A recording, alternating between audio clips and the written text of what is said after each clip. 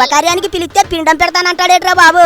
నీకు దండం జలగన్నో అని పారిపోయారట చాలా మంది. మరే జలగన్న పార్టీలో చేర్చుకునేటప్పుడు అన్నా అన్నా అనే అంటాడు. ఆ తర్వాత ఇంట్లో పాలేరు కన్నా హీనంగా చూస్తాడు. వద్దు వద్దు అంటూనే కాళ్ళు మొక్కించుకుంటాడు. అయ్యో అయ్యో అంటూనే కాళ్ళు అట్టించుకుంటాడు. దురదొస్తే గోకమంటాడు. తల్లో పేర్లు చూడమంటాడు.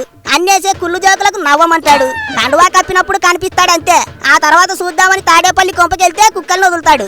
జలగన్న పార్టీలో ఎంత పెద్ద లీడర్ అయినా కుక్కిన పేన్లా పడుండాలే తప్ప కాదు కూడదని నోరు తెరిస్తే తాడేపల్లి కొంపకు పిలిచి పిచ్చి పీతాంబరం సినిమా చూపిస్తాడు. వాళ్ళంతా గీరి గీరి గిచ్చి గిచ్చి పంపిస్తాడు.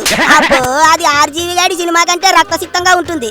అందుకే ఇప్పుడు జలగన్న పార్టీని వదిలేసి ఏజం మార్చుకుని ఆ గోస్పాద క్షేత్రంలో గోదావరి ఒడ్డునో లేదంటే ఏ కాశీనో వెళ్ళిపోదామని చూస్తున్నారట చాలా మంది లీడర్లు. అయినా ఉన్నోళ్ళను సాకనాయకించి ఇప్పుడు కొత్తోళ్ళను పార్టీలో చేరండి అంటున్నాడట. దేనికి పాడెక్కడానిక?